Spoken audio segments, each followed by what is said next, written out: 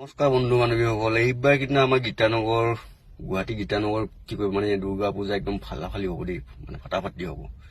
চাওক না এইফালে কি বনাই আছে, মোৰ পিছত দেখিছে নহয় কি বনাইছে, মানে ইমান ধুনীয়াকে মানে মন্দিৰটো বনাইছে নহয়, মণ্ডপটো মানে ইমান ধুনীয়াকে সুন্দৰকে বনাইছে নহয়, নক'বা মানে চাই একদম সুন্দৰ লাগিছে মানে মানে তেনেকুৱা ভিৰো হ'ব দেই এবাৰ, কাৰণ এই বেলেগ নহ'লে পূজা চাব নাহে বোলে মন্দিৰটো চাবলৈ আহিব।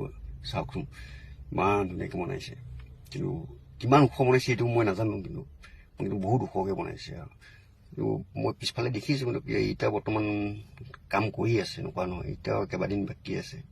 মই দেখুৱাইছোঁ এখন কাম কৰি আছে, দেখিছে কাম কৰি আছে একেবাৰে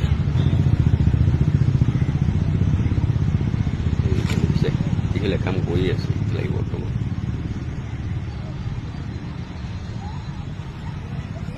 তো বন্ধুসকল, আমাৰ এয়া হৈছে গুৱাহাটী গীতানগৰৰ দুৰ্গা মন্দিৰ মণ্ডপ দেই, মানে ইমান ধুনীয়াকৈ বনাইছে নহয়, চাওকচোন চাই ভাল লাগি গৈছে মানে।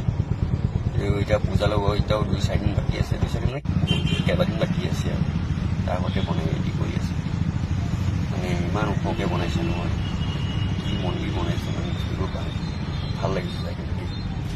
এয়া ভাবিছোঁ মই বোলো পূজা টাইমততো মানে ভিৰত আহিব নোৱাৰিমে, তাকে অলপমান চাই যাওঁ বুলি ভাবি যদি ভাল লাগিছে আৰু যে সকলোৱে পূজা চাব আহিলে হ'ল আৰু গুৱাহাটী ভাল লাগিছে, ইমান সুন্দৰকৈ বনাইছে। তো বন্ধুসকল, আপোনালোকে চাই পেলাই মণ্ডপটো কেনেকুৱা লাগিল নজনাকৈ নাথাকিব দেই, মোক কিন্তু খুবেই ভাল লাগিছে কিন্তু দেই।